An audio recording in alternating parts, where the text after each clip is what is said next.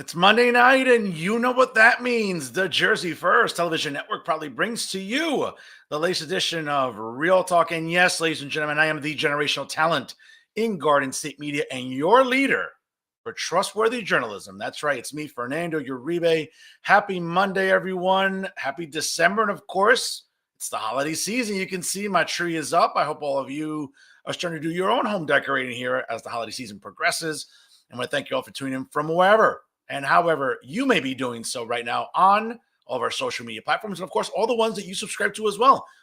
Folks, if you haven't done so already, make sure you like us on Facebook. Of course, follow us on Instagram and X. Certainly subscribe to Jersey First TV on YouTube. You'll be automatically notified.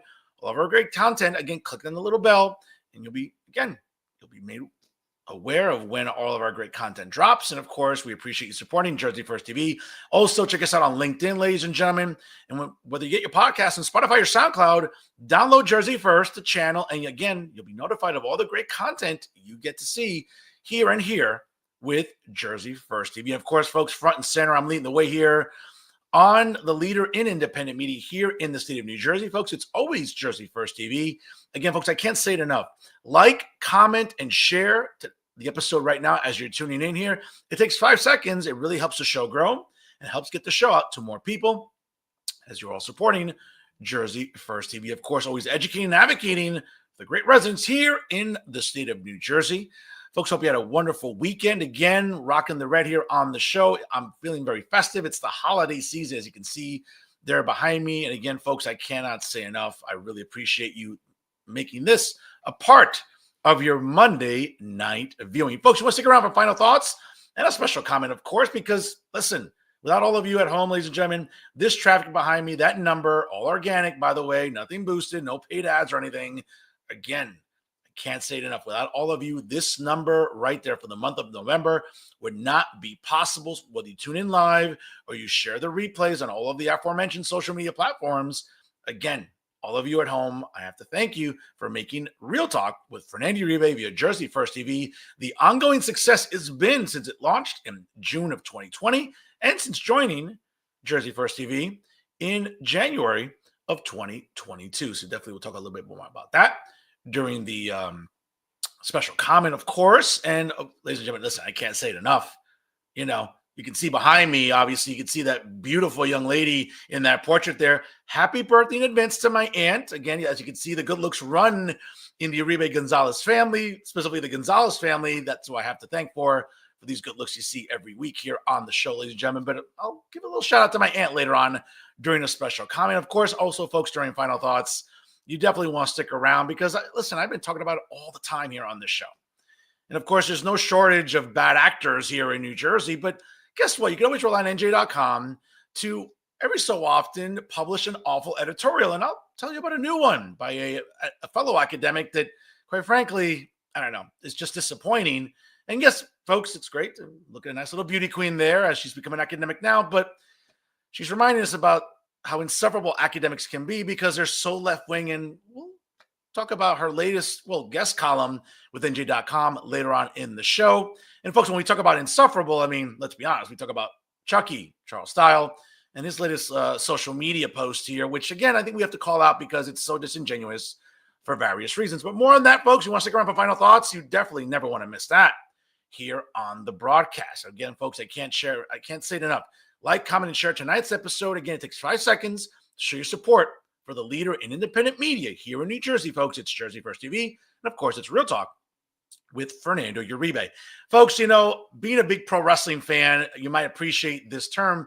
I don't like to put a lot of people over, all right? I'm not saying I'm Hulk Hogan or some of these other egomaniacs, but every so often when I see a journalist that I have an incredible amount of respect for, you know what? Got to put him over, got to give him his flowers. And you know what? Why not do that this week here with a guy who got his, I would say, cutting his teeth here in New Jersey, right? Some years ago. He now writes for Axios in Philadelphia. He's a great columnist, folks. And more importantly than anything else, he is a diehard member of Cowboys Nation. He's my good friend.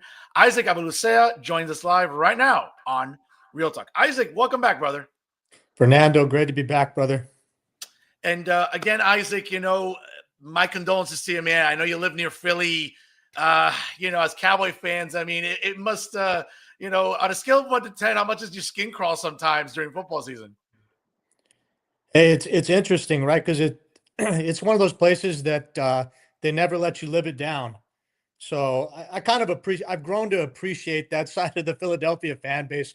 I know it sounds a little bit like a sellout, but you know, um, they're winners, right? And Yeah. I can appreciate a winner because we Oh, haven't been one in like 20 decades. And yeah. I'm really wishing that that we were, but we're not a Super Bowl champion. But what we can say is that we did beat the Philadelphia Eagles this year, and that's Oh my Super Bowl. yeah, yeah. Listen, it's always a treat to beat the Eagles, and we'll get back and we'll touch upon Philly sports fandom in a little bit. A great piece you had for Axios recently that really caught my attention. But folks, again, if you haven't done so already, make sure you check out Isaac on Twitter. Check him out all the great work he does with Axios Philadelphia. Certainly at axios.com. Great column you put up here concerning focus groups and talking about sort of Pennsylvania swing voters and how they've warmed to U.S. Senator John Fetterman's shift in recent months since taking office. He's been a very complex fellow, obviously. Ran as a Democrat, beat Dr. Oz pretty decisively, I believe, back in 2020. And while he's not up, I think he's up next year, right? Or he's up in, right? I think he's up in 26. How are Pennsylvanians looking at John Fetterman from what looked like a very far left member of the U.S. Senate to maybe becoming more of a moderate in the last couple of years? What's that attributed to, man? Well, I think it's interesting because there's this idea that he isn't far left, right? But if you look at his voting record, he votes with liberals and Democrats more often than he doesn't, right? I think it's up in the 90% of the time, and yet he has this reputation of being more moderate in Pennsylvania, which I think he has to kind of thread that needle in Pennsylvania because while Philadelphia is a avowed Democratic stronghold, you have other places in Pennsylvania, some of the rural parts of the state. You have the collar counties, Bucks, Montgomery, Chester, that are a little bit more purple striped. So he has to appeal to a wide swath of voters, not only in Philadelphia, but in those more conservative enclaves in the state of Pennsylvania. And that's what you're hearing from some of these swing voters. These are swing voters, just to be clear, that swung from Biden to Trump in the last election. And they feel very strongly about uh, John Fetterman as a sort of maverick, somebody that kind of navigates that middle road that doesn't isn't just firmly entrenched with the ideological camp on the left or the ideological camp on the right. He kind of toes that middle ground, and that's a strong suit from what our focus groups found in the last couple months of these swing voters. They really like that sort of bold maverick like persona that Fetterman has embodied the last few months. And by the way, folks, just my production assistant just told me in my ear that he was elected in the November 2022 midterm election. So he's not up until 2028. But he remains a really visible, I would argue, member of the United States Senate.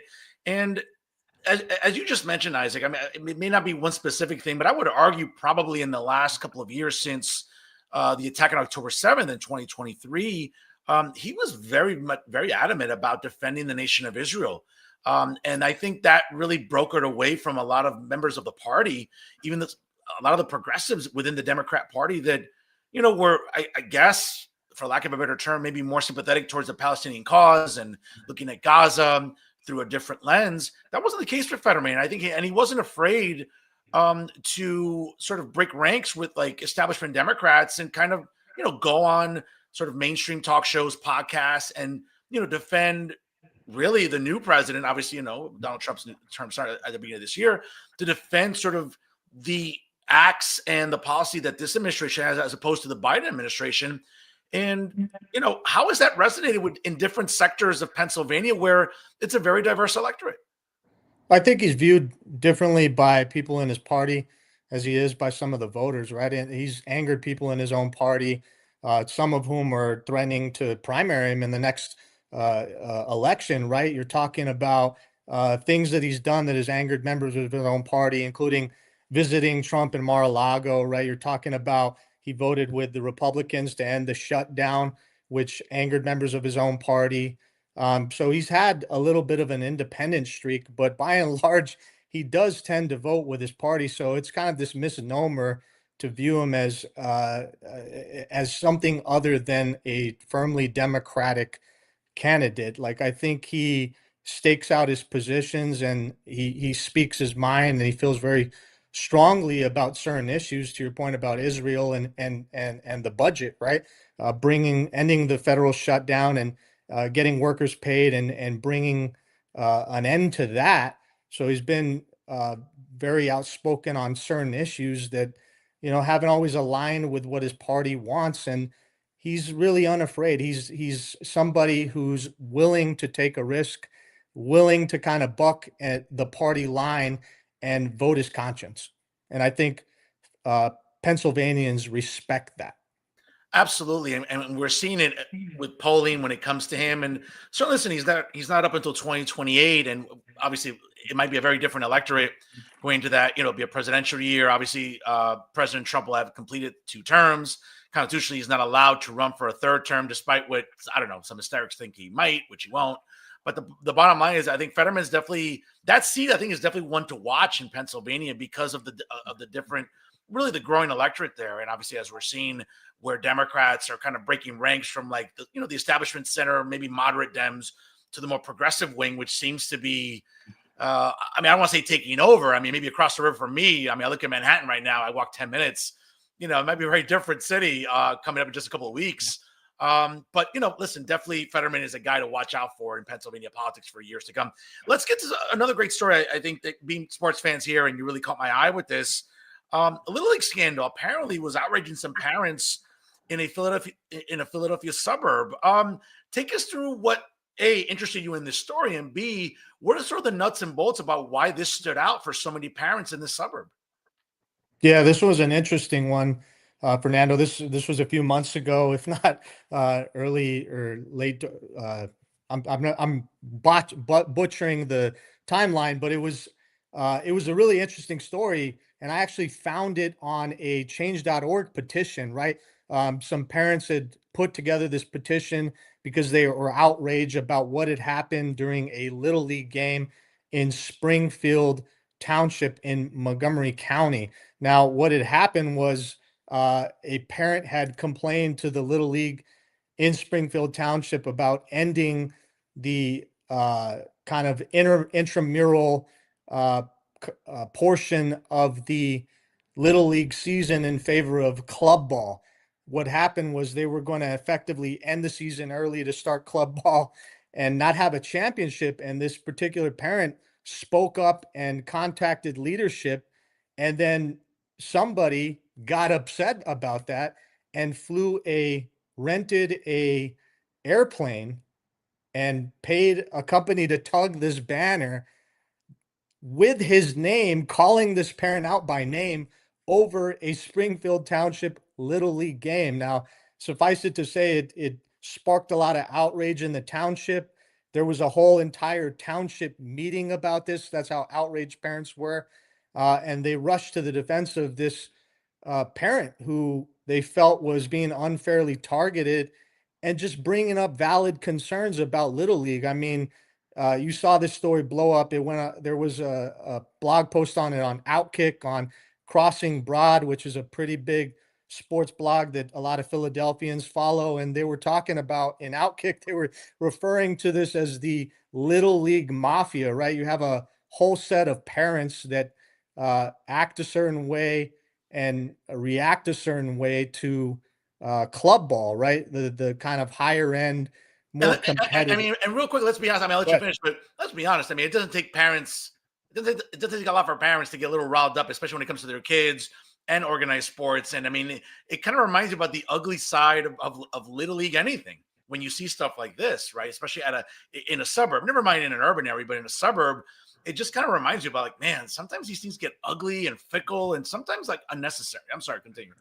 Oh, no, no, you're absolutely right, Fernando. And what was interesting about this parent is he was actually kind of split the middle, right? He had a kid that was good enough to play club league, so it wasn't like he was complaining because his kid didn't have the skill set to play club league, this would have actually benefited his own kid. But it was a matter of fairness. It was a really principled stand that he was making, that, fair is fair, that we should allow all the kids to finish out the season, have a championship, and then proceed with club ball. And that angered some of the big wigs in the little league. And it actually ended up turning out, we wrote a follow-up story, that it was one of the brass members that had actually had to resign from this little league in Springfield, because it had turned out, after an investigation, it seemed pretty clear as day that he was the individual that actually enlisted and paid that company to fly that banner over that little league game. I mean, it boggles the mind sometimes, bro, about when you think how parents can get very riled up, and it can get, in some cases, we've seen it, right? Whether we're watching Outkick or Barstool or just, Twitter or YouTube, you name it. It doesn't take much to get parents, angry and agitated, and that can get very ugly. And sometimes it gets violent. And unfortunately, it can get very tragic. And again, I'm not trying to make light of it or laugh at it, but it really reminds you all about how invested parents get in their kids' athleticism, and rightfully so. I mean, listen, if you have a kid who's talented and you want them to progress as much as possible, sure. But it seems like this is just another example of, I think, some parents, especially in the suburb, man, having way too much time on their hands.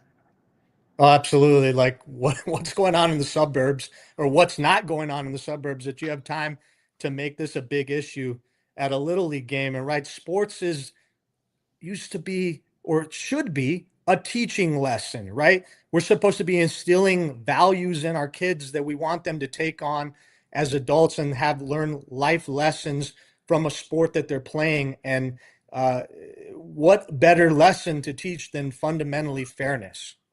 Absolutely. And folks, if you just joined us live right now, it's 7:15 here on the East Coast. My guest tonight, distinguished columnist for Axios Philadelphia and a fellow member of Cowboys Nation, my good friend Isaac Avilucea. Did I say the name correctly? I did. You're pretty close, Fernando. Avilucea. Avilucea. My apologies there. Folks, again, like, comment, and share tonight's episode. It really helps the show grow, and it helps get the show out to more people. Sticking to sports real quick, and we'll get back into some Philly politics in a moment. But again, a column that caught my eye at really just a couple of days ago. And, as a Cowboy fan, as a Yankee fan, as a Laker fan, and, nice win by my Lakers last night in Philadelphia. Good to see. But, you make I'll just sort of let the audience, folks, you can check it out at Axios.com. The ultimate case for Philly as one of America's best sports cities. I said, man, it's Monday. I shouldn't start drinking this early in the week when I saw this article, but talk me down from the ledge here, brother. I mean, again, listen, and I can say this because I go to the Cowboy-Eagle game literally every year, and I'm in that cesspool known as Lincoln Financial Field. I've gone to baseball games. I mean, I just recently went to a Devils Flyers game here at Prudential. As someone who, sometimes Philly sports fans get the worst reputation, and I would argue sometimes deservedly so. Not always the nicest to visiting fans, but so tell me, make the case for me and our audience tonight. Why is Philly perhaps one of the best sports cities in the country? Because they have contagious enthusiasm, Fernando, right? Okay, fair enough. Really what it boils down to, it's beyond the game, right? And really, if you go read that article, the case that I make is very simple. There's this renowned sports journalist who started off at Sports Illustrated, has covered some of the biggest stories in the country, right? Outside of sports, inside sports. His name is Don Yeager, and he wrote a book that talks about the 16 traits of greatness, right? These are distilled from years and decades of hanging around some of the best champions and picking their brain and really getting kind of an understanding of what it takes to be great, right? And just to give you a little bit of background, the Washington Post in the fall actually had 9 writers from across the country each make their own compelling case for which 9 cities in America were the best sports cities. And Philadelphia didn't make that cut, right? And a lot of Philadelphians were outraged by it. But the one criticism that I had of it is that you don't have a standard criteria to judge greatness by. So that's what prompted me to write this story. And I used those 16 traits that Don Yeager had came up with, and I went down the list one by one by one, right? And this is a list that is co-signed by the legendary coach, the Wizard of Westwood, uh, over there in UCLA. And the top of the list, contagious enthusiasm. It's not about hearing and seeing the fan base shout "Go Birds" to passerby. It's not the chance of EAGLES, right? What I'm talking about when I talk about contagious enthusiasm is one night in February, after there was a plane crash in Philadelphia that I injured remember that. several people, right? You recall that, a big news story that made national news. I'm sitting in a town hall, and Adam Thiel, the managing director for the city of Philadelphia, is relaying all this information about how the city finds a path forward, right? And in the middle of this is right before the Eagles are about to play for the Super Bowl. And he tells the crowd, look, it's going to be tough, just like it's going to be tough on Sunday, but we're prepared for that. Yeah. Go Birds. And I'm paraphrasing a little bit, but you Sure, should have sure. heard that crowd roar, right? And you could feel the level of emotion, and you could feel just the sense of healing and community that came out with a extreme level of contagious enthusiasm. So that's what I'm talking about when I'm talking about contagious enthusiasm. It's not the stuff that you see on the screen or the national media picks up on, with the fan base throwing snowballs at Santa Claus or batteries, or some of those bad stories that we see sometimes about Philadelphians getting overly rowdy, calling out Sure, their own offensive coordinator and putting his name on a street sign to fire him. It's those moments that I'm talking about at sure. town halls where you see this sort of softer side of Philadelphia come out in a really healing moment for the community. No, listen, well said there. And again, folks, if you haven't checked out that article on Axios.com, please do so. Again, it's a really good breakdown by Isaac when it comes to a certain fan base that, as you say, gets a bad rap sometimes. I mean, I would argue sometimes deserved, right? I mean, whether it's baseball season, playoffs, or the NBA or the NFL, it's always interesting because it just gives so much material, right? To like the usual clickbait, like Barstool and Outkick, right, and everything else. So, listen, I think it's well written, and certainly I think you make a lot of excellent points about the fan base. Folks, again, if you just joined us live right now, it's 7:22 here on the East Coast. My guest tonight is distinguished columnist for Axios Philadelphia, Isaac Avilucea, here on the program here. And again, I just gotta say, I mean, again, as a pro wrestling fan, I'll sort of use the term here. Got to put this guy over. Arguably one of the best heads of hair I've ever seen in a man on this program. I mean, I'm envious here, brother. As a guy, listen, I'm losing my hair here, but I see you with a full head of hair. God bless you, brother. My God. I mean, you got enough hair for like three guys. You know what I'm saying? Hey, Fernando, I appreciate it, man. Like I've thought about it, and like I went through cancer once, and I Sure. lost my hair, so I know both sides of that coin. And it's the one thing that I do fear. I think every man really fears, Sure. Yeah. but you see a lot of guys getting hair transplants, and some dudes might feel like shame about that, but like honestly, if I start going, bro, I'm not opposed to it. No, listen, I think I'm trying to age gracefully. I'm fine, whatever happens, happens. But I gotta tell you, I see a head of hair like that. I'm like, Jesus Christ, God bless this guy. But seriously, another good article I wanted to sort of pick your brain about. I know you, it really caught my eye here at the beginning of the month, as it pertains to real estate mogul Roland Cassis, and what's been going on with him, and why is this such an important story for Philadelphia residents to be made aware of, because it seems like he's exerted some considerable influence in the city of brotherly love for quite some time. So take us through why Roland Cassis is such a maybe a polarizing name in Philadelphia. Yeah, no, I would say that he's had a great name in Philadelphia, and Okay. that's kind of the intriguing part of this whole story, right?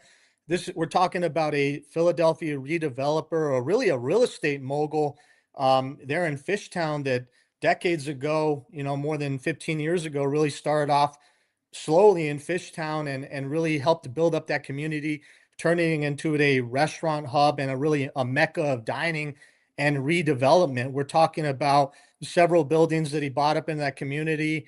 He worked and partnered with, famous restaurateur Steven Starr to open up a big brand new beard garden there about a decade ago there in Fishtown, and he's just built momentum from there. Him and his family opened up their own restaurant, Soraya, which is one of the restaurants that many Philadelphians will tell you you must go eat at. So we're talking about somebody that has a lot of goodwill in the community, has done a lot of good things for the community, but I mean, it's point blank pointed out in the Forbes, right? This is a person that was on Forbes's radar for doing some of these things. So a big mover and shaker. But what we were able to expose is that while he was helping remake Fishtown, Mr. Cassis had been facing several liens from not only state, local, and then now more recently federal officials. We're talking about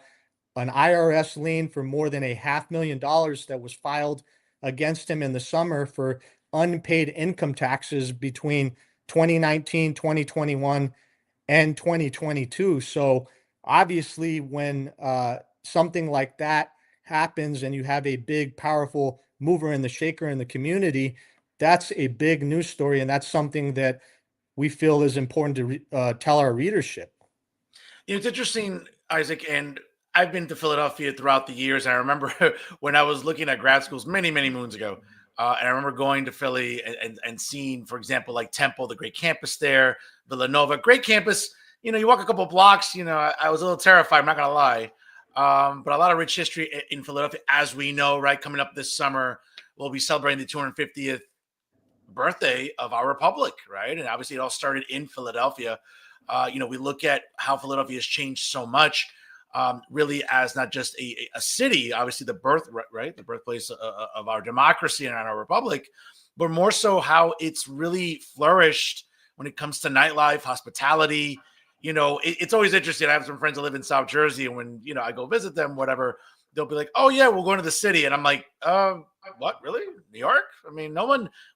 I think when I hear someone say, "Oh, I'm going to the city," I'm like, again, maybe just it's a North Jersey thing. Whenever someone says it from South Jersey, I'm like, no, no, no. There's only one city, but it's always interesting about how much of an affinity people have developed for Philadelphia, especially in South Jersey, where they have Atlantic City. They don't have to. They can just go to Philadelphia. There's so much great dining. There's so much great when it comes to hospitality and nightlife and tourism. You moved there recently, obviously, and it kind of takes me back. And the reason I bring this up is because it feels like yesterday reading David Wallstein's, Twitter page, and certainly seeing an article that just came up in my newsfeed. I think as I was doing homework for the show, it reminds me, it feels like yesterday back in 2022, where, you were at the Trentonium and you decided to take a job with Axios Philadelphia. And the way David wrote that article, I think was really compelling because it reminded us that, my goodness, we're losing a big powerhouse when it comes to local journalism to go right for a bigger conglomerate like Axios. What's been that transition? I mean, we're going on 4 years now, obviously, as 2026 is just a few weeks away. Tell us a little bit about, for you, what were some of the growing pains early on, working for a smaller operation like the Trentonium to a more national-based apparatus like Axios? Big fish in little pond.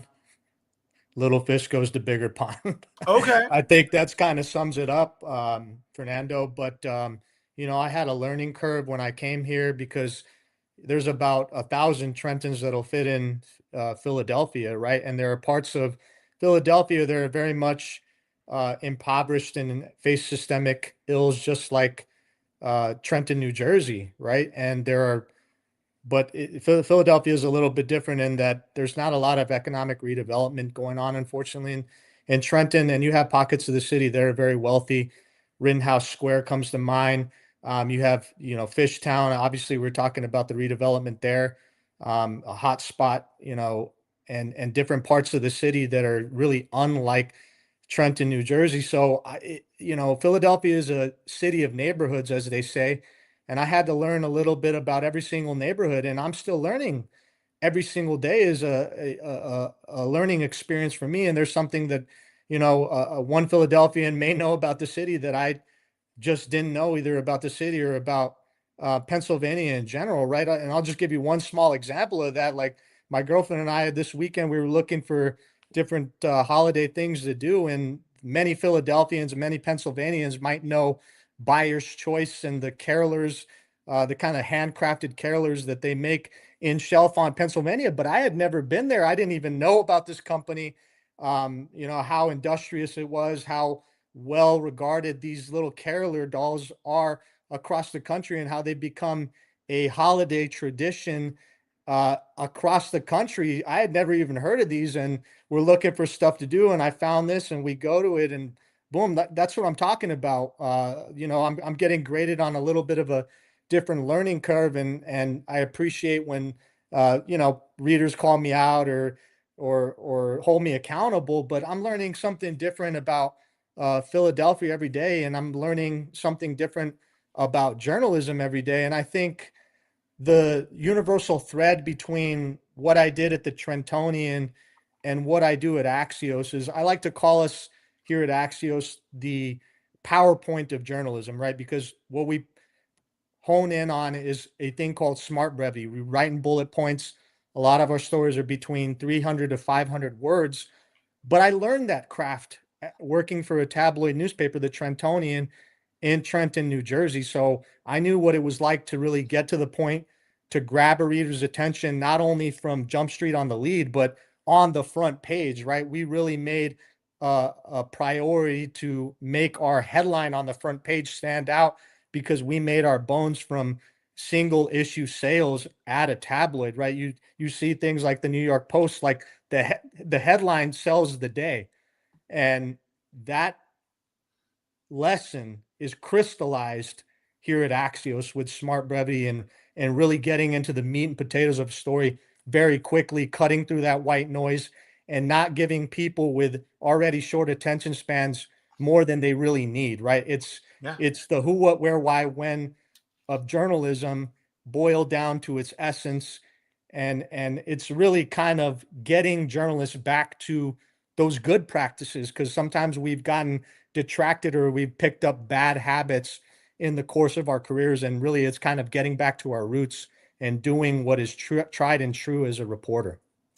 Well said there, man. Well said there. Folks, again, if you're just joining us live right now, it's 7:30 exactly here on the East Coast. My guest tonight is Axios Philadelphia columnist Isaac Avilucea here on the program. Folks, make sure you follow him on X, and of course, check him out also on Facebook. You can check him out on Axios.com. Great column there that he writes on a regular basis. Great writing, and you said it perfectly, man. I think in this short attention span, even though it's an attention economy that we live in, the short attention span is really pervasive, and I think you have to really capture a reader's interest very quickly. It's almost like, well, I mean, I might appreciate this. It's almost like, going up to that chick at the bar, and you get that 5-minute window to kind of get her attention. You have to be witty, funny, something that's to stand out when you go meet her at the bar. And if it doesn't, got to keep it moving. And I think we can make the case that when it comes to journalism and writing, especially in your field, I mean, you have to kind of capture the reader's attention right away. Otherwise, guess what? You're swiping, scrolling, and, really good content and really good pieces may get lost in the shuffle. So, great perspective there. Real quick, I got to ask you, because, it's one of these things that's always, it runs kind of a funny joke in my family. Now, you mentioned your girlfriend. Now, is she a Cowboy fan too? She is not. She is not. Okay. Does she have an affinity, a fandom for anybody? Well, her father's a dyed in the wool Eagles fan, but she doesn't actually really follow football that much. Okay, interesting. Listen, I'll just kind of give you a funny breakdown. One of the funny things about my dating history in my lifetime, my family always laughs, is like, listen, I don't ask for much when we date. I always tell the woman, I'm like, respect me, be loyal to me, understand me, and last but not least, well, like my family, of course, also, that's important. But last but not least, it's not negotiable. You gotta like my teams. You gotta win. So Okay. that's interesting you mentioned that, bro, because I talked to a woman for one of these Philadelphia Eagles stories that I wrote at the Mhm. beginning of the season, and she had the same non-negotiables, right? She will not date a Cowboys fan, and she was also going on or trying out for this Love Is Blind Sure, sure, show yeah. in Philadelphia, and that was one of the things that she told the producers, that is a non-negotiable for me. That is a non-starter. Yeah, listen, I'm very, and again, for a guy, and you know me, I think you've seen my social, I'm as conservative and as patriotic as it comes. No, no, this isn't a democracy here when it comes to this. Like, you gotta like my teams, and that's it. I'll buy you some gear, I'll buy you some sexy girl tank top with the Cowboys, same thing with the Yankees, Devils, maybe some Lakers stuff, but nah, like that's not negotiable, Isaac, bro. You gotta like the Cowboys. And believe it or not, I've had some girlfriends over the years that have been like diehard Giant fans, or maybe an affinity for the locals, right? Like Giants or Jets. Sooner or later, man, I charm you enough. You're wearing cowboy gear at some point. Trust me. I don't know, man. I'm gonna wait for it, because I'm gonna wait to see. Maybe you just haven't met the right girl, and even if she's not a Cowboys fan and she Sure, out yeah. there for you, you never know. So No, you might listen. be I agree. you might be It's eating all, your words one day, brother. no, listen. I agree. It's all in good fun. I mean, listen. Again, what's funny, especially within my family, my inner circle, they're like, "Bro, you're a dictator." Like, holy shit, bro, you are just draconian. Like, whenever Sunday Fun Day comes along, let's say I'm dating a girl long enough that coincides with Sunday Fun Day in the NFL. Like, they'll see some girls with some cowboy gear, and they'll be like, they'll just shake their head and be like, "Wow, he got to her." Holy shit, he got to her. Wow, look at her. Just unbelievable. But yeah, no, but yeah, listen, shout out. It's one less headache you have to deal with, again, obviously for you.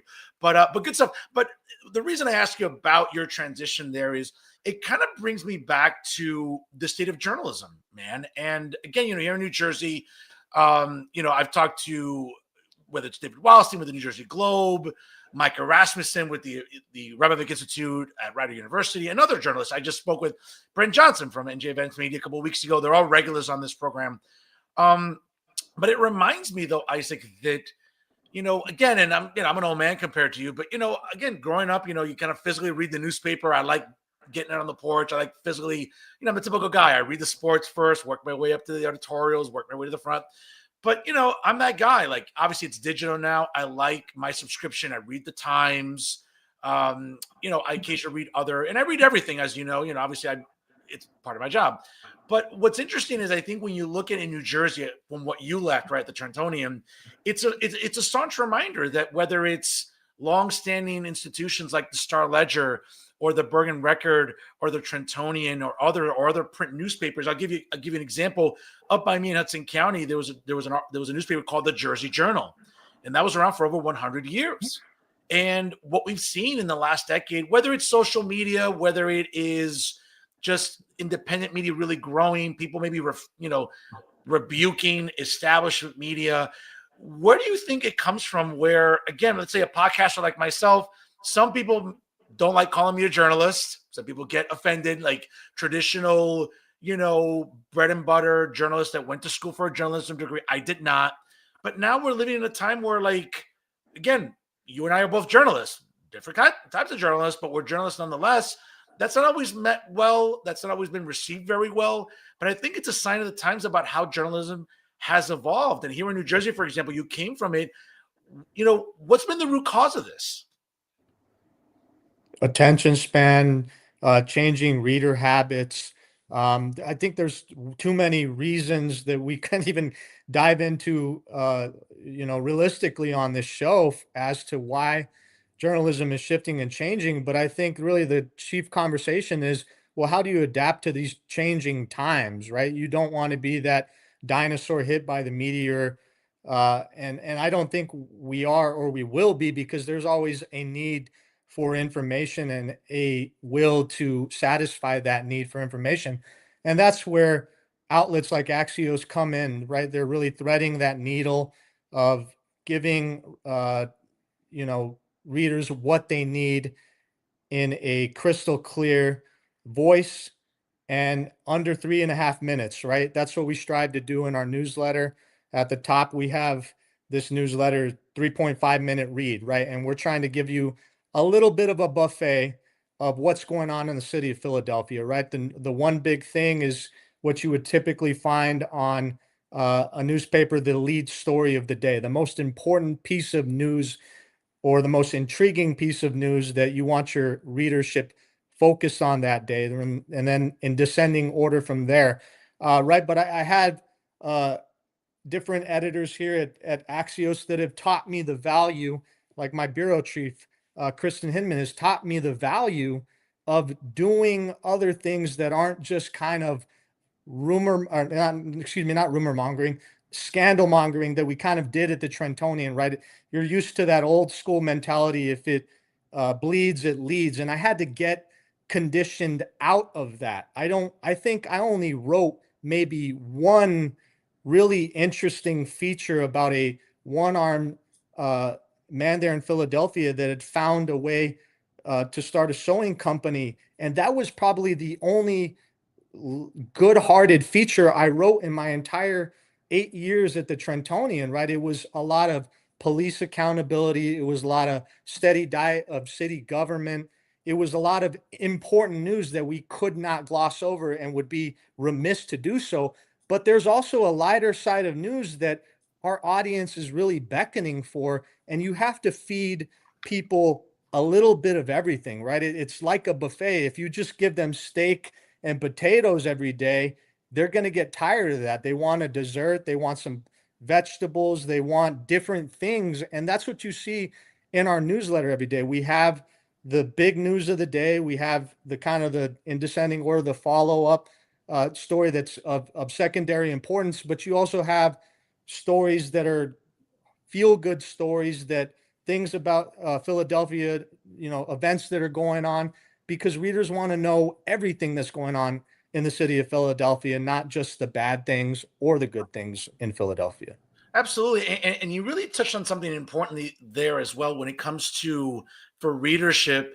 And I think part of the reason, a lot of people within the business itself have seen the need to adapt is, listen, again, a lot of local papers, we relied on them, as you mentioned, for understanding municipal government, right, and understanding the importance of making sure that information gets out. And listen, and here in New Jersey, we still have some good local sites, not necessarily like the Patches or the Tap Intos, which they're fine. And I know some of the owners, and I know a lot of good journalists that work at them.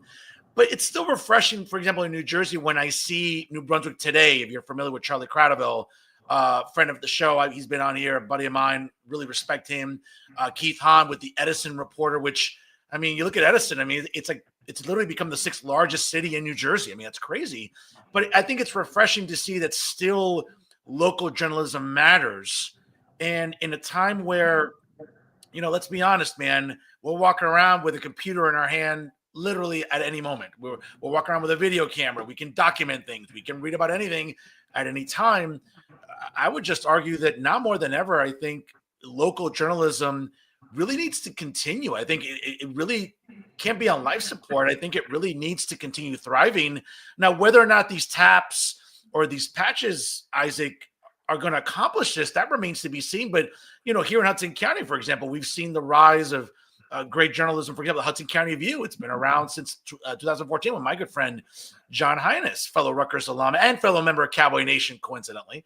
Obviously, other local outlets like the Jersey City Times, Hudson County TV, those are great. And we're seeing it in different parts of the state. Are you seeing that also in Philadelphia and in the suburbs where obviously, you have the Philadelphia Daily News, you have Axios, but are you seeing maybe also a rise of like local news sites, local neighborhood news sites that are thriving right now?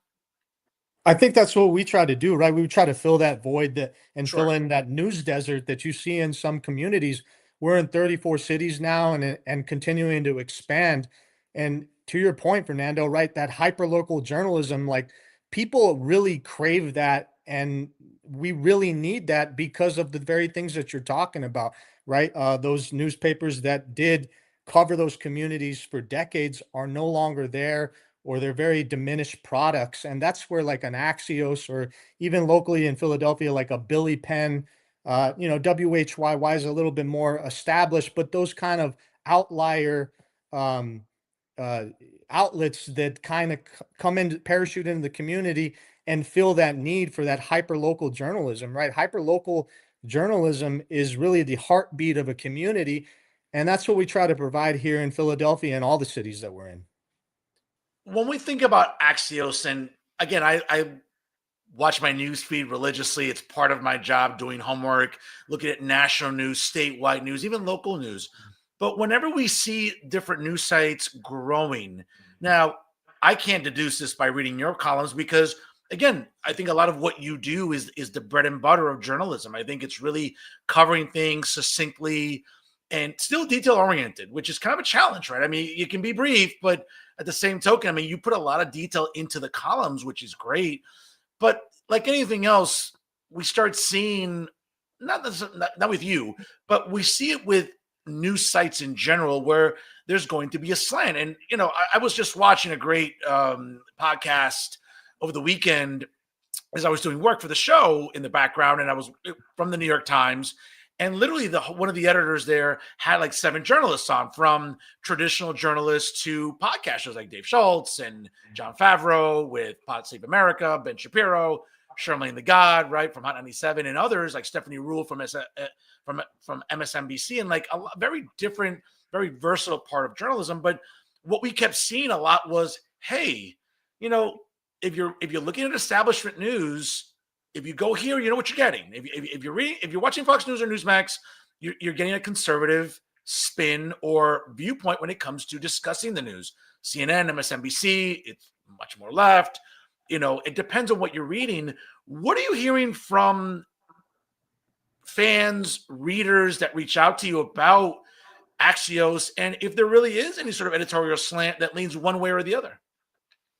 I think what you have now is you have a lot of people that want to be opinion makers and not a lot of people that want to be news takers. And I think Axios strives to be that news taker. And I'm not talking about being a stenographer for one side or the other. I'm talking about properly contextualizing the news, right? Not dualism in the sense of the word of traditional, how we used to think about journalism. You get one side, you get the other, and then that approximates balance. That's not what I'm talking about. I'm talking about providing the necessary context to put an issue into that needed context. That's what Axios does very well. It cuts through the noise. It's very clinical. They are really serious about their brand and their reputation of maintaining that balance and that clinical approach, right? Think about it from a doctor's standpoint. If you go under the knife, do you care if your doctor is a Republican or a Democrat, or you just want to do a damn good surgery and make sure you get out of there? That's the kind of thrust that I kind of think about at Axios, right? We don't need to be what everyone else wants to be.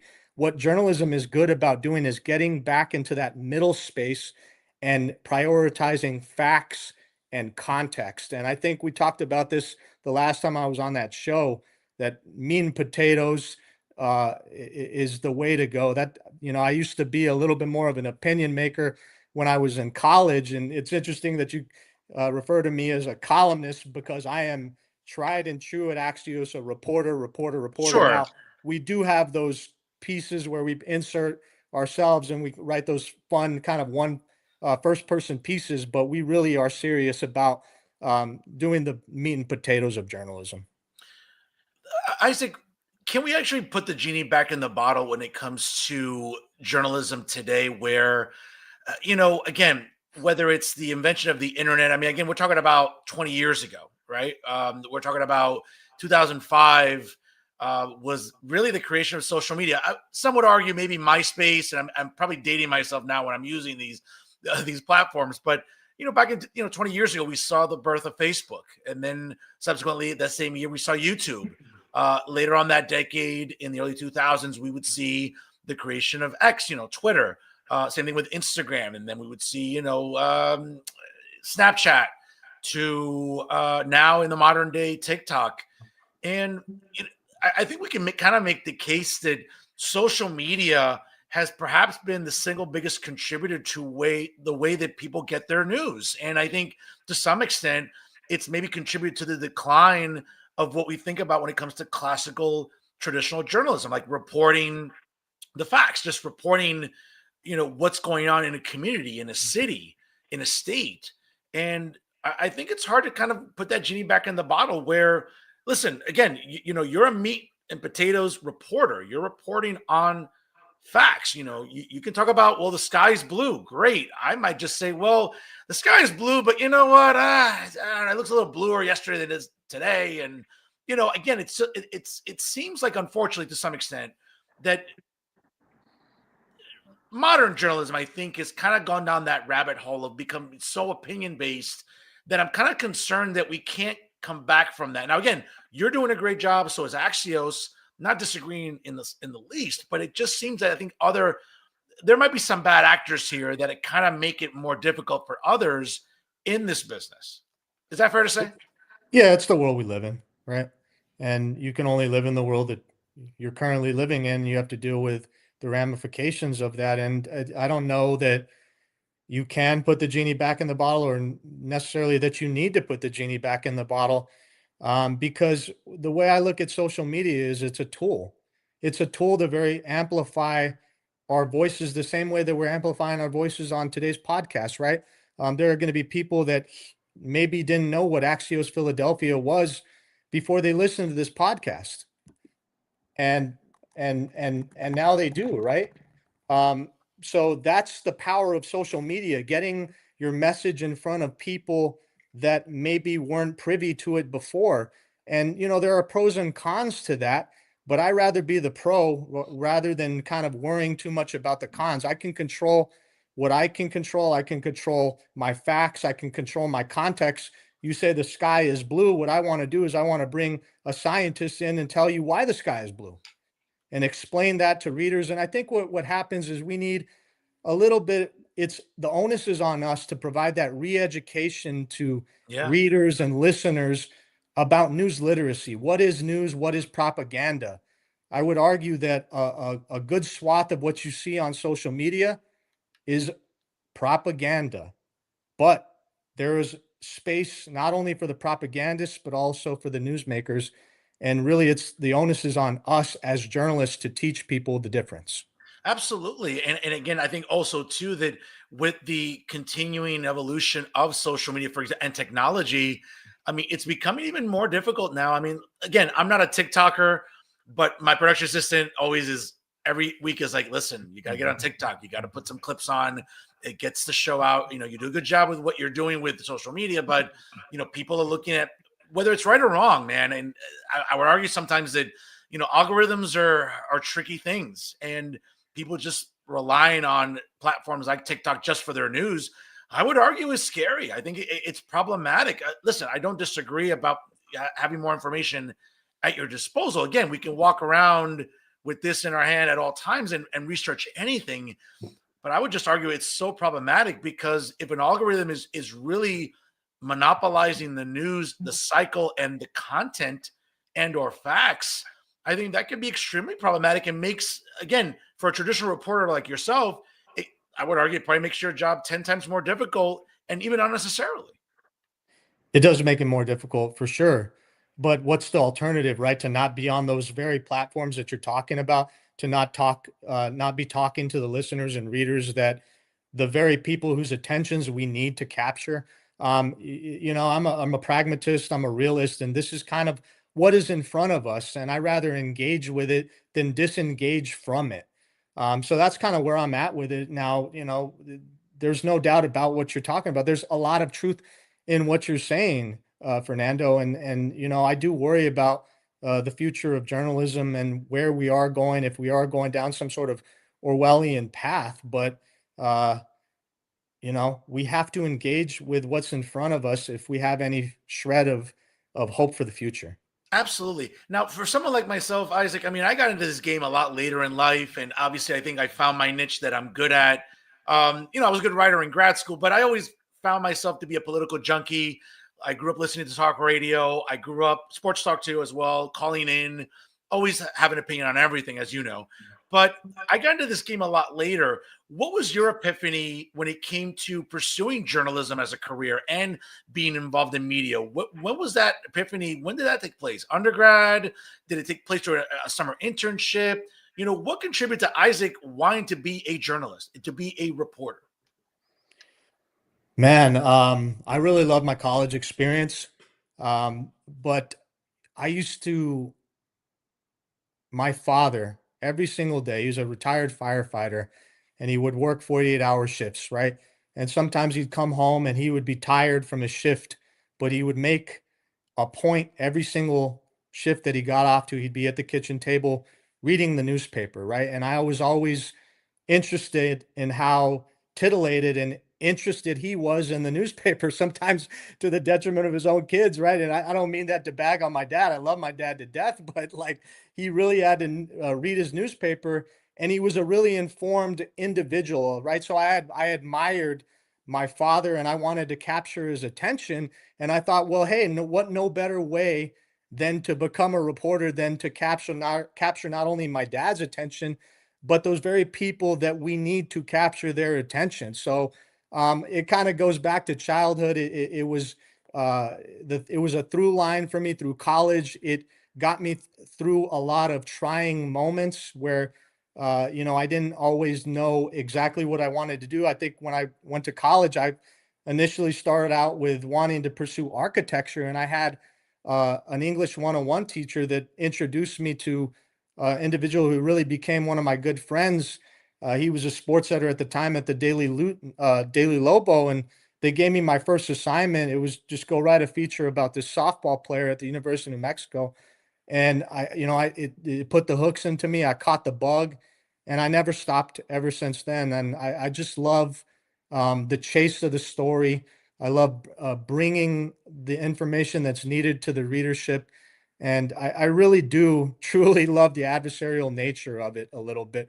I like being in the arena. I like jousting with the people and holding the people that we need to accountable. We've seen oftentimes a lot of hostility towards the media, right? I mean, it's to be fair. I mean, it's probably started around 10 years ago, right? When Donald Trump took that famous ride down the escalator, right? In Trump Tower, announced his run for the presidency in 2015. And 10 years later, uh, I think we can make a case that maybe half of the country has a certain opinion about how they view media. And whether it's the establishment media that we've all known, whether it's the major networks, the major newspapers, the New York Times, the Washington Post, the LA Times, whatever. I think it's fair to say that half the country has developed this sort of opinion about how to look at the news. And again, I don't like to sort of feed into the ideology and just say, well, this is fake news. And if I don't like it, it's fake news. And I think, unfortunately, I don't want to say, well, I would say this. I don't want to say that the president has been the perpetrator. I think he's been more the coroner than the killer when it comes to the way of how we look at media and whether, and how, to some extent, how it's kind of been broken down and beat down, not just by him, but by other politicians on the left and the right. What the way I think about it, Fernando, I don't want to give any one person too much control of that narrative or credit for Sure. shaping an ideology a certain way. But when people talk about, to use the president's words, media being the enemy of the people, rather than saying yes or no, I want to know, well, why do you perceive that to be the case? I want to have a conversation and really break down people's feelings about what experience did they have or what interaction did they have, maybe personal or otherwise, with the media that fomented this idea in their head that we are the enemy of the people. Because when you actually break that down and you try to make inroads rather than putting people in different ideological camps, that's the way you build roads and build relationships, and getting people back to fundamentally understanding that I and other journalists like myself are not the enemies of the people. We're the friend of the people. We're the friends of democracy. And that's really what I prioritize over anything else. Well said there. Folks, again, it's 8 o'clock on the East Coast here. Exactly. Like, comment, and share tonight's episode with me as I have Axios Philadelphia reporter Isaac Avilucea here join us live here on the program. Isaac, before I let you go, any words of advice for our audience tonight? For anyone that maybe is looking to have a career change, they want to be a reporter, they want to be in the trenches. What's the best piece of advice you can give our audience tonight about, hey, if you're going to pursue this for a living, certainly not easy. You got to cut your teeth, as they say. You got to roll up your sleeves. You got to pay your dues.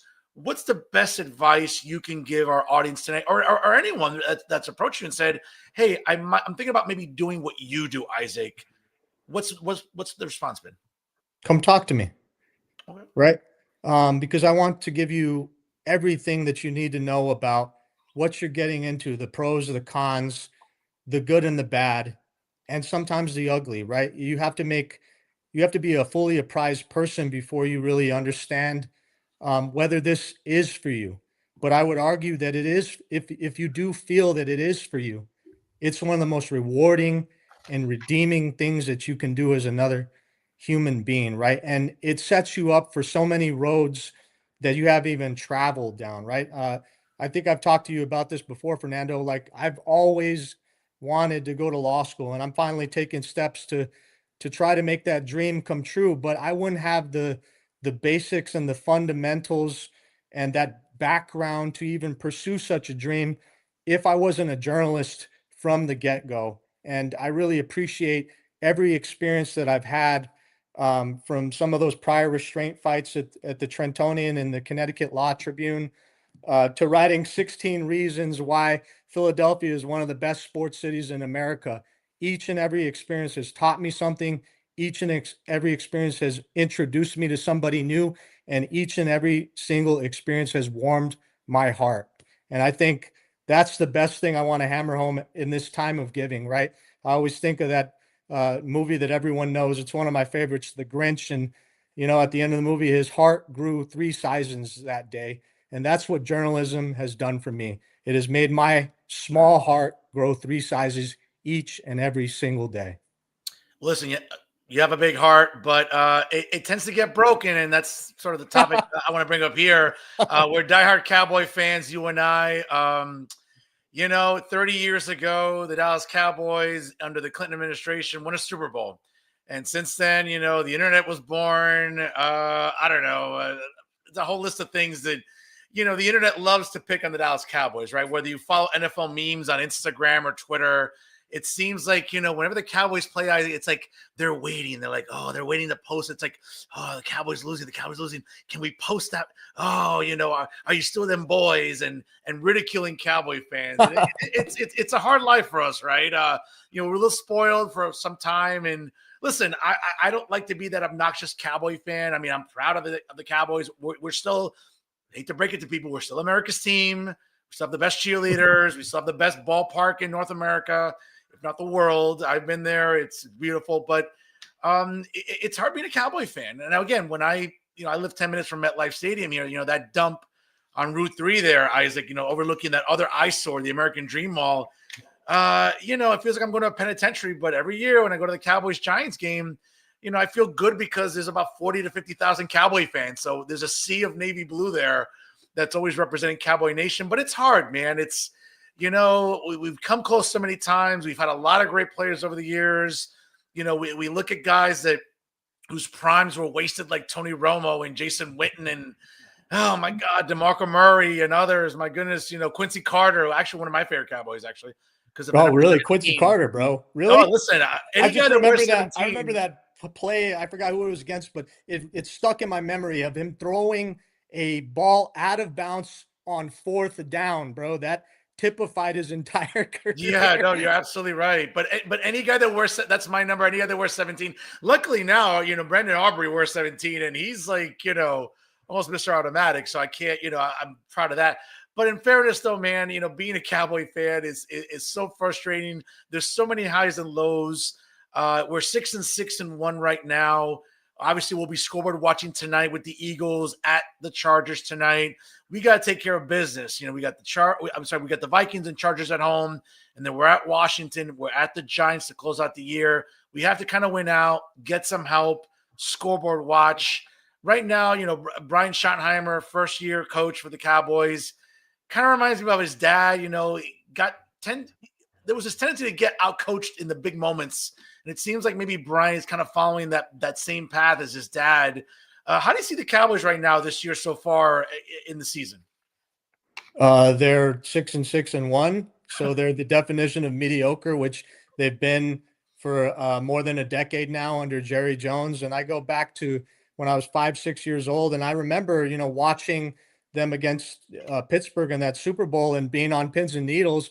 Now they ended up winning that game, but I haven't felt that feeling since, right? And we've gone through a lot of heartbreak. To your point, over the years after, from Jerry Jones firing Jimmy Johnson to the Barry Switzer years. But the case that I want to make for people that are Cowboy haters is, look, there's a lot to hate about the Cowboys, chief among them Jerry Jones himself, Yes, yes. right? But I watched that documentary on Netflix, and it left me with a different impression of Jerry Jones, right? Not only as a maverick, not only as a very crafty and knowledgeable businessman from his fight with the NFL over, there was a time where it was profit sharing and basically socialism come alive in the NFL, and Jerry Jones was really instrumental in changing that model and making the Dallas Cowboys America's team. And I know everyone hates that moniker, but it's actually worth going back and watching that documentary and at least giving it a fair shot,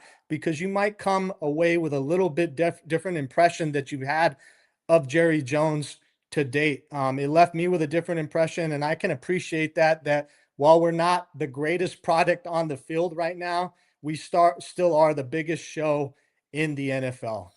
And listen, you're absolutely right. And it's interesting because whether it's insufferable journalists like Stephen A. Smith or the other mainstream haters that, again, it's like they're living on their phone, Isaac. They're scoreboard watching. They're like, oh, I don't care about the Cowboys. But isn't it funny? And I say it all the time.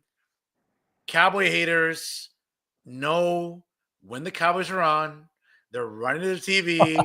They're running to their smartphone. They're on their notebook or their tablet. And you know what? It almost seems that I say this all the time. I have so many friends that are Giant fans. It's like, they may not know when the Giants play, but rest assured, they know the kickoff for the Cowboy game. I mean, it's mind-boggling to me.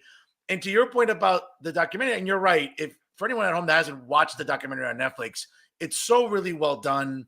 It really gives a perspective. And listen, I'm with you. I think that Jerry's best years are behind him. I don't like the fact that he won't relinquish his GM title. Listen, don't get me wrong. I think his son Steven isn't any better. It's not like, well, relinquish it to Steven. No, Steven's not any better. I mean, I'll say this, and again, if we're calling balls and strikes fairly, the Cowboys drafts forever have always been good. What bothers me is that they're not very active during free agency. And yeah, they'll pick up again, listen, this year seemed like an anomaly. They went to get George Pickens. They made some moves at the trade deadline. But by and large, it almost seems like Jerry and Steven are like, all right, we draft XYZ.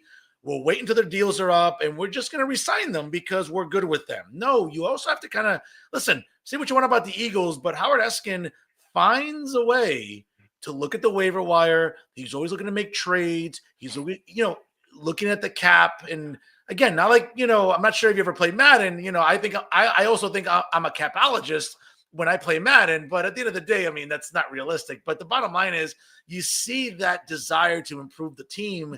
That's not always the case with Jerry. It almost seems like he's happy that there's 100,000 people at Cowboy Stadium, that, we're getting all the primetime games. That's great and all. We love the attention, Isaac.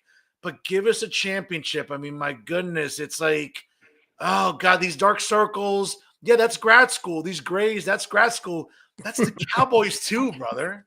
No, I agree with you 100%. And what I'd say to that, Fernando, is that maybe it's coming, right?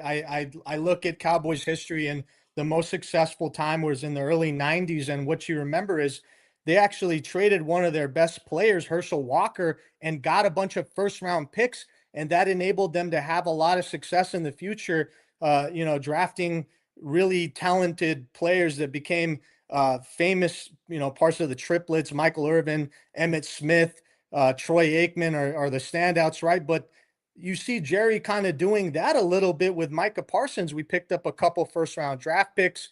We need some players on the defensive end, and maybe those reinforcements are coming. Now we're 6-1. We really got to either win out or hope the Eagles fail and fall in the division to have a chance at the playoffs. But our offense, I feel like Jim Mora, playoffs for this year, yes, it does. It looks, I think we have a 6 to 9% chance of making the playoffs. But I'm looking to the future and drafting some of those much needed players that we need. We need people in the secondary. We need a lot of defensive pieces, right? But our offense is looking solid. We have George Pickens. He's bookended by CeeDee Lamb. I make fun of him, but we got Jake the Fake Ferguson. Oh, While he might not be Jason Wynn, he is still a very good tight end. So I think our what's prospects for the happened to future. him in the last few weeks? He's getting He, can, sloppy. He's just he keeps fumbling the ball in the most yeah. inopportune times, bro. Yeah, it drives me crazy. And I don't know about you. I mean, I got a little giddy this weekend watching the Big Ten championship game. And listen, any guy named Fernando, I'm going to root for.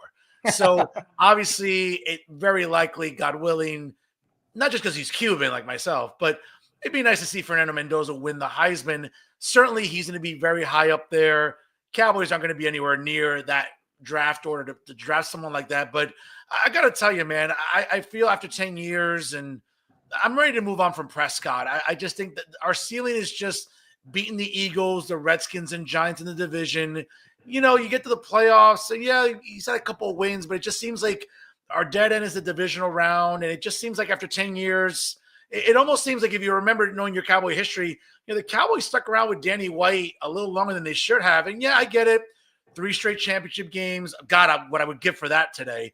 But it just seemed like I think they stuck around with Danny White a little bit too long. And it's why we remember, like early to mid 80s, the Cowboys were not good. And obviously, drafting Troy Aikman started that trajectory of what we got to know as greatness, right? But are you ready to move on from Prescott, or do you think you still have some years left?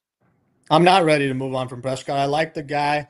I've seen a lot of growth in his game in the last few years. He's gone through some injuries, and I think he's had a few unfortunate setbacks that kind of came at the most inopportune times for us as a franchise. But I think what you've seen out of him this year, if we can just get a defense to help him out, let's not turn this into the Tony Romo 2.0 years where we waste the most precious years of Dak's career because we can't get a freaking defense to help him out on the defensive end. I think we're giving up like 30 points a game, right? Yeah. You can't stop these teams that have really good offensive, and that's really been the Cowboys' Achilles heel this year. It hasn't been offense. We have one of the most potent offenses in the league, and I think we will continue to have one of the most potent offenses in the league, but we got to really rally the troops on the defensive end.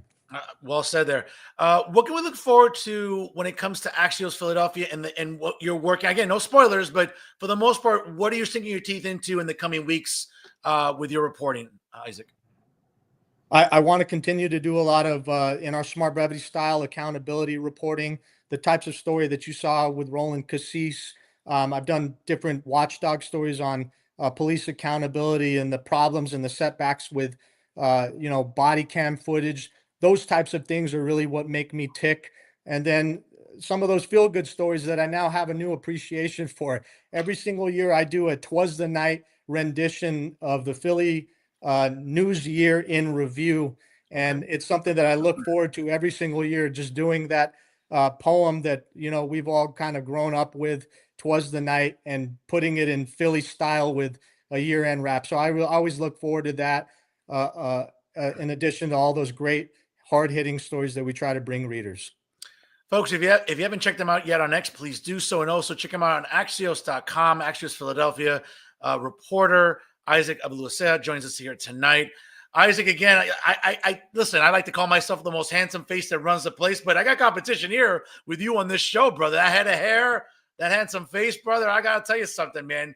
Good to see you healthy. Good to see you doing well, brother. Happy to see that. Again, I appreciate you wanting to come on. I know you're really busy. I appreciate your faith in my brand of journalism, and I'll give you the last word here tonight. No, man, I appreciate it. Love coming on with you. And there's space, like I always tell you, for both of our brands of and styles of journalism in this space. And it's really important for both of us to really continue to do that re-education that I'm talking about to your listeners, to my readers, really teaching them the fundamentals of being a literate media consumer. So that's really what I want to leave folks with. And I'm glad that we got to do that for the last hour and a half, in addition to talking about them boys. All right, listen, well said there, brother. Merry Christmas to you. Happy holidays. Happy Festivus. Happy Hanukkah, if that applies to anybody in the family. But again, keep up the great work. Folks, if you haven't done so already, check him out, Axios Philadelphia, via Axios.com. He's Isaac Avilucea, Axios Philadelphia reporter. Great stuff. If you haven't caught up with his work, what are you waiting for? Do it today, folks. Isaac, God bless you, man. Let's go Cowboys, and have a great holiday. We'll talk to you in 2026 here on Jersey First. God bless. Merry Christmas, Fernando. God bless you, but stay healthy, man. Love you, man. Take care. Love you too, brother. Take care. Bye. Folks, good stuff there. Isaac Avilucea there. Axios Philadelphia reporter. Good stuff there with him. And folks, if you haven't checked out his content, what are you waiting for? Do that today. Great local reporter that really gives you a grand perspective about how journalism really continues to change. And he's a guy that really gets into the nuts and bolts of not just sort of local news and information, but it gives you a really detailed perspective while still being succinct and brief, where, like I said before, I mean, you need that, I think, in today's short attention span. And again, in this attention economy where sometimes it's unfortunately always about clicks and views. No, folks, you want to get good content out there, because that's how you keep the audience. And you can see that with Isaac, and he's doing that at Axios Philadelphia. So good stuff with him, man. So great breakdown there, fellow member of Cowboys Nation. Great breakdown of how to look at the rest of the NFL season, and certainly how to look at the Cowboys for the foreseeable future there. Good stuff there from him. And folks, again, check him out at Axios Philadelphia. Folks, it's 8:20 here on the East Coast. And again, if you just joined us live, I appreciate you making this a part of your Monday night viewing. And of course, like, comment, and share. It really helps the show grow. It really helps get the show out to more people each and every week. And again, I can't say enough. Appreciate you making this a part of your Monday night experience. Folks, you know what time it is. It's time for final thoughts. And folks, there's never a shortage of bad actors here in New Jersey, which I like to talk about quite often, whether it's in academia, whether it's in journalism or media, activism and advocacy, or government work or government relations. There's no shortage of bad actors here in New Jersey. And part of the reason that the show continues to do well, folks, is because the people behind me continue to give me plenty of material. They give me plenty of fodder here on this program in which to cook them. But, there's always room for more. It's a very big tent here. And there's always room for more bad actors to be called out. And here in New Jersey, folks, came to my attention over the weekend. And again, I like NJ Advance Media. I love Brett Johnson and all the good work he does there. And I like some of the columnists there. I'm not going to lie. But every so often, folks, a guest columnist will rear their heads, whether it's NJ Advance Media or NJ.com. And what drives me crazy this past weekend, obviously, and listen, let me be very fair. I don't want to, not give her flowers when she needs to, right? Because I think at the end of the day, listen, folks, when we think about honesty and we think about, listen, editorials are editorials, and I'm not going to sit here and tell you something that, may not be true or whatever the case may be, right? Like, I'm someone that, I like to call out people that are being irresponsible in our journalistic circles. As you can see there, Maribel Joven, former beauty pageant contestant, and great. Listen, you're still a hot little mommy. I'm not going to deny that. You're really nice to look at back in 2012, and certainly, again, folks, you're still nice to look at in 2025. But what alarms me about Maribel is she's falling down this rabbit hole of being the typical left-wing academic. When it comes to, I think, breaking down news stories. Now, again, you're entitled to have your opinion. I'm not going to sit here and bash Maribel, accomplished young lady, fellow academic. So again, I'm not going to sit here and throw stones at someone who's working hard to get graduate degrees, as I have as well. So again, shout out to you, Maribel. Okay, felicidades. That's not my bone to pick with you. My bone to pick with you, unfortunately, is the title of your most recent column. Right? Your editorial that you submitted to NJ Advance Media. Why Linda McMahon's whitewashed history agenda threatens New Jersey education. I think it's pretty hyperbolic for Maribel to come out with this sort of apocalyptic editorial, but let me just give you a perspective here. So she starts off by writing, imagine a middle school assembly meant to teach civic pride, yet carefully omitting the stories of oppression, systemic racism, and the struggles that shaped our nation. right? This was a reality for New Jersey educators and students when U.S. Secretary of Education Linda McMahon, the former wife of WWE founder and owner Vince McMahon, visited Cedar Drive Middle School in Colts Neck, New Jersey, an event critics described as more of a political spectacle than a genuine civics lesson, complete with a WWE-like atmosphere outside as protesters voiced their outrage. Well, a couple of things about Maribel that right from the get-go, she's being blatantly dishonest, right? And again, Maribel, I sort of say this to you because I'll certainly reach out to you and I certainly like to get you on the show and sort of maybe get an explanation of why you wrote this editorial as irresponsibly as you did. It was a genuine civics lesson. It really was. Now, federal initiatives like the America 250 Civics Education Coalition promises to, quote, restore patriotism in classrooms, which is true. Folks, whether it's on our college campuses and universities, or it's filtering its way down into high schools, middle schools, and even elementary schools, the idea of left-wing indoctrination is very real. I've worked in academia. I know this firsthand. So it's not like I'm making up this bullshit here. I'm not, Maribel. Like, it's still a serious problem. And from what I'm gathering, you're gladly going to go along and contribute to this ongoing problem of left-wing indoctrination within academia. Offering resources and support from right-leaning organizations such as the Hillsdale College, PragerU, and Charlie Kirk's Turning Point USA. At first glance, inspiring civic engagement seems commendable. This approach is deeply troubling. Why? Well, somehow Maribel tries to make the case, and I don't think she succeeds, but let's go here. Civic education is not about celebration. No, it is. It's about being proud of your country. Okay? See, folks, what Maribel reminds me of is sort of the typical insufferable Latina activist, not Latinx, Latina, or Latino. Maribel, that's where you kind of lose me with your bullshit, right? But that's the problem, right? Because what we're seeing here, right, is academics like yourself, I guess, would-be columnists or editorial columnists like yourself, are missing the biggest point here. And again, I look at my notes here, because let's be fair, folks, teaching the next generation to love their country, okay, is absolutely necessary. And that's what this visit by Linda McMahon accomplished. Let me say this again. Teaching the next generation of Americans to love their country is absolutely necessary. And that's what this visit did. The hateful headline and the comments subsequently after that are exactly why we need civics education in the first place. No other country in the world, folks, and I challenge you to find it, and I challenge Maribel to find it. No other country in the world teaches their students to hate the United States.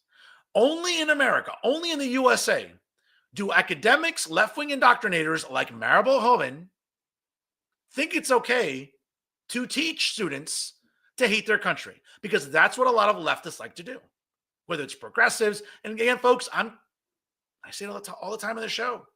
The usual suspects, the social justice clowns, all the woke fools, all the smelly cat ladies, all the obese feminists, okay? All of the virtue signalers. Folks, these are the people that are contributing to a toxic climate here in New Jersey and even nationally. And Maribel Hoven is no different here. Okay? I mean, again, Maribel, you're nice to look at. I appreciate that. You're a hot little piece of, you're a hot little mommy. I can respect that. And I can respect you even more, again, with all of your academic accolades. But where you're losing people is this perspective of just the typical left-wing indoctrination we're seeing, not just in our colleges and universities, but in our public school districts, right? You seem to be okay with that, right? Okay. But it's interesting because I guarantee you, women like Maribel and others, and some parents that objected to Linda McMahon's visit, they would gladly and be happy to see a drag show in their local elementary school. Right? Not a peep from people like Maribel and others, because that's harmful to kids. That's harmful. Or as we're seeing, for example, in states all across this country. We're in December now. We just finished November, where it's like Trans Awareness Month or Transgender History Month. Like, who gives a shit? I don't care about coddling mentally ill people. That's what they are. Do you think Maribel has the fortitude and the spine to say it out loud? Of course not. This is the same woman who incorporates Latinx into academic pieces. It's hard to take you seriously, Maribel, when you invoke bullshit like that. But let me continue. Okay. In New Jersey's richly diverse classrooms, the stakes are even higher. Students from African-American, Latinx, que Latinx, coño. It's either Latino or Latina. Like stop comiendo mierda with this narrative. Like, you're becoming that typical insufferable academic. There's no Latinx. Quita eso de aquí. Que Latinx y que Latinx. Asian, indigenous, and immigrant communities deserve to see their histories represented honestly. Sanitized patriotism risks alienating them and undermines the very civic literacy we claim to champion. What's being sanitized, Maribel? What, the idea about loving your country? About loving the fact that we're celebrating 250, and we're still a very young democracy. We're still a very young republic in the eyes of the world. And guess what? In only 250 years, nobody in human history has done it better than the United States. Okay? Yes, there have been some dark chapters in our nation's history, just like every other country. Okay? I'm not sure what your background is, but like, I'm Cuban and Colombian and Spaniard. Am I sitting here like thinking, those Spaniards, they invaded Colombia hundreds and hundreds of years ago? No, I'm not bitching and moaning about that. You will bitch and moan about it. Porque tú pareces ese tipo de mujer. Tiki tiki, tiki tiki, tiki tiki, like a lot of Latinas. What else is new? Right? But again, folks, that's not what it is. This fixation on victimhood or fixating on dark chapters, I get it. They happened. Move the F on. It seems like academics like Maribel Joven aren't capable of that. But let's continue. Civic education should empower students to ask questions, think critically, and engage responsibly in democracy. That's what Linda McMahon was evoking. Like, I don't get it. And this idea about protesting, again, folks, I know people that were there. I think if there were 10 cat ladies who you could see like in the pictures, I mean, you could see the smell of cat piss through the pictures. Okay, it wasn't a large crowd of protesters. It was the usual, liberal white women or the stroller mafia or, the wine moms that go through a box of wine on a Monday night. Yeah, like those are maybe the people that were complaining or protesting, but not like a legitimate, serious number because the parents understand the importance of civics, which we've gotten away from. And you being someone that, is going to school for education would argue that we need civics education in our classrooms. We've gone away from that, right? Our schools should reflect that legacy, teaching students that patriotism is not blind loyalty, but the courage to recognize injustice and strive for more perfect union. We've been doing that for years already, Maribel. Que jodiendo contigo. Like, we've been doing that. We've been teaching that in our public schools forever. If you take a U.S. history course, you take a world history course, that's all in there. Like, what the F are you bitching about? Like, get the column. Like, que me joder. Our students deserve nothing less than the truth, not a sanitized story. Courage, not blind celebration. Really, Maribel? Is that what you got out of Linda McMahon's visit? That's not what I got. And I know people that were there reporting on it live. Were you there? I don't know. But folks, it's this typical left-wing indoctrination that somehow goes overlooked. Goes in like one ear and out the other for women like Maribel. Let me ask you something, Maribel. Does the idea, so this concerns you, right? Exposing children to content that maybe comes from Charlie Kirk's Turning Point USA, which is great content, or Prager University or whatever, like that concerns you. But at any point in time, does the ridiculous insistence and fixation on LGBT curriculum in our public schools for kids as young as 5, does that concern you? It should. Okay. I don't have any kids that I know of, but I can tell you that one of the reasons this show continues to do well is because I am one of the few journalists, if any, that is an advocate for parental rights, that stands up for parents, whose kids in many school districts across New Jersey are being subjected, and unfortunately, because Trenton has been complicit in this, in subjecting them to woke bullshit, to LGBTQ indoctrination in our public schools. Does Maribel Holman have the same objection about drag queen story time in our public schools? Does Maribel Holman have the same objection to many school districts or teachers incorporating into their lesson plans, I don't know, Transgender Awareness Month, and somehow coddling and enabling mentally ill people? Because, folks, that is what transgender people are. They're mentally ill. There's no way to sugarcoat it any better than I can. Okay? The idea that you want to revisit biology and somehow, and again, I guarantee you Maribel is one of these people that thinks that gender is a social construct. No, it's not, Maribel. I don't know where you went to high school. I don't know what natural science you took in undergrad studies. But I know I took biology. I took AP biology at Memorial High School. Got an A in it, as a matter of fact. I took biology in college at Rutgers University in New Brunswick. Got an A in that. So what's so difficult to understand for those on the left? Okay. Now you want to go mutilate your body. You want to go and live this fantasy world and play dress up and play makeup and what? That's your business. That's not really my concern. My concern is exposing our kids in our public schools to this bullshit, where somehow parents are out there, and we see it all the time.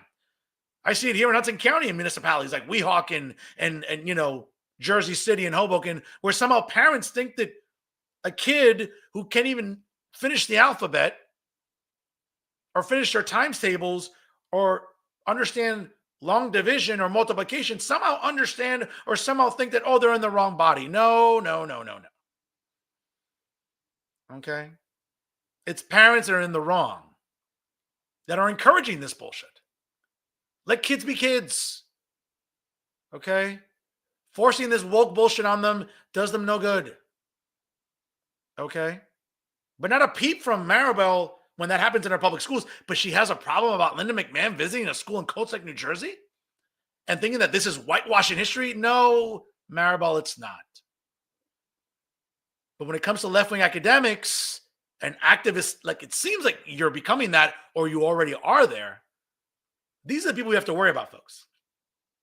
Not Linda McMahon, not great Americans like Charlie Kirk, God rest his soul, or others that are simply trying to remind students that loving your country is a good thing. Okay? Because many on the left don't do that.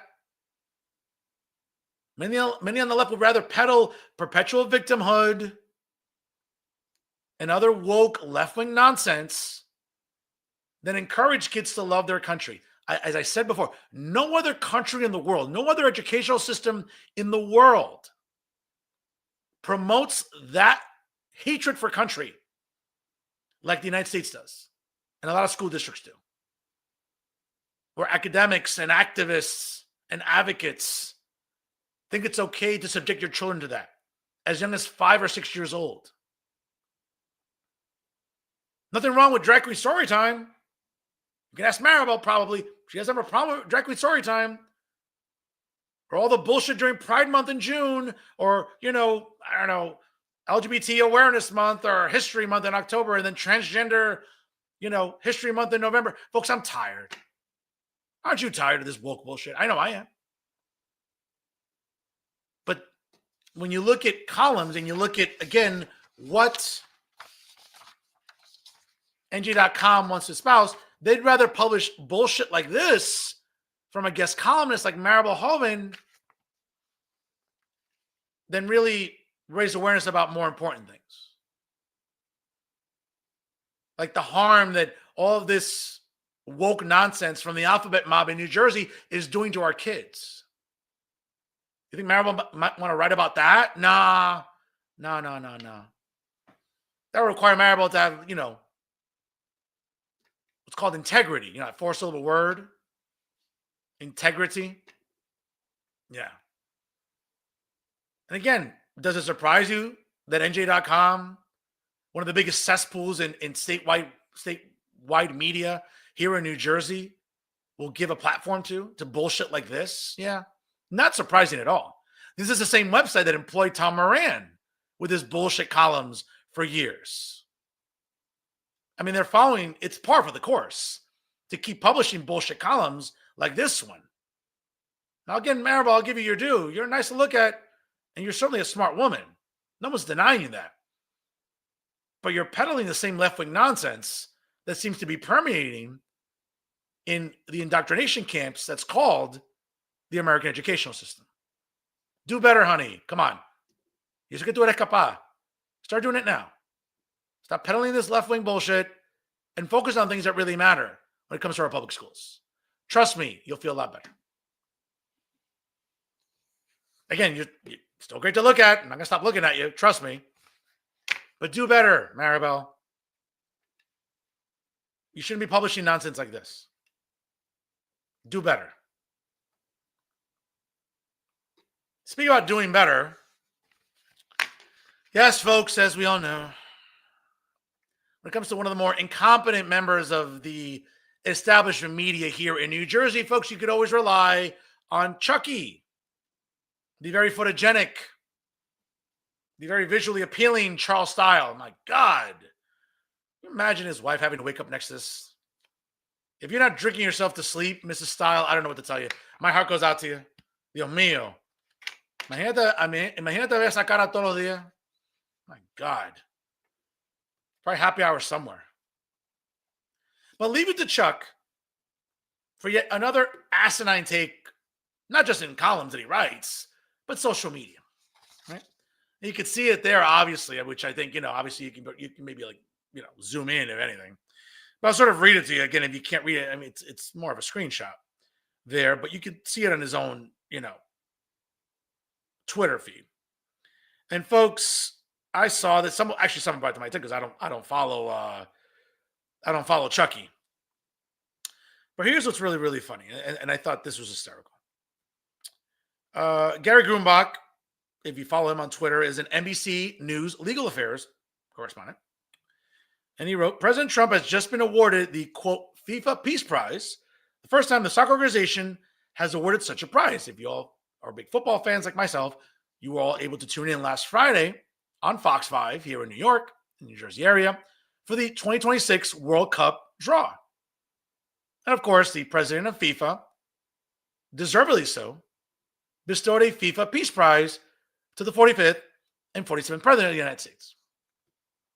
Leave it to Chucky to make an ass of himself, what else is new, by writing, and of course, retweeting it and saying he can showcase it next to the gold bar tariff bribe he received from the Swiss. Well, again, let me educate Chucky here because Chucky, again, is someone that, ay, Maria, hombre. You think about Chucky Style and, oh my God, and, at the end of the day, Charles doesn't really serve a purpose, folks, when it comes to the way we look at establishment media here in New Jersey. Okay. Again, he's part of a bigger tent of useless people in New Jersey. And again, Chucky never disappoints. But Chucky, again, what exactly did you have a problem with when it came to receiving a peace prize? Does the fact of the peace agreement in Gaza, does that not interest you? Or ending wars in Africa or other parts of would you rather keep perpetuating a war narrative and keep being a fan of war as opposed to the president of the United States leading peace agreements? Folks, again, this is why Charles Style is a waste of clothes. Because for the last 4 years, when literally a vegetable sat in the White House, not a peep from Chucky about us sending billions of dollars over to Ukraine. Folks, I could give a shit about Ukraine. I like Ukrainian women. They're hot. They're nice to go out with. But I couldn't give any bigger of a shit about Ukraine. Who cares? Let Russia have it. Russia can level it and make it a parking lot for all I care. Who cares? I care about Americans. I care about the United States. Okay? And what has Donald Trump done? Not just in his first term, but his second term. He has made sure that we don't pursue unnecessary wars. What have we seen from the establishment? Not just Republicans, but Democrats in the White House for more than 30 years. The military-industrial complex continues to make money, and they thrive on us being at war. Donald Trump made it very clear during his first term. He made it very clear when running for re-election in 2024. And he's made it very clear during his second term. The United States will not be involved in any unnecessary wars. If they have to take decisive military action, they'll do that. They did it with Iran in weakening their nuclear capabilities as well as other strategic hits. But you would think that receiving a peace prize is something that the American president should be commended for. The fact that he missed the deadline for the Nobel Peace Prize, well, we'll see. Again, the nomination process begins in January, just in less than 30 days. Hopefully, President Trump will get nominated for that, and he deserves it. But of course, Chucky would rather poke fun at a peace prize than actually get to the core of the matter. Folks, not once in the last 4 years did Chucky ever criticize Sleepy Joe, the vegetable, the 46th president, with really a lack of governing. With just saying, yes, let's just write blank checks to Ukraine and let's keep feeding the military industrial complex. Folks, it's why you can't take Charles Style seriously. Okay? And I remember when I was at Rider University, I believe in October, for one of the gubernatorial debates that the New Jersey Globe covered. Again, a great job once again by David Wallstein, Mike Rasmussen, the director of the Revivic Institute at Rider University, along with Joey Fox. Okay.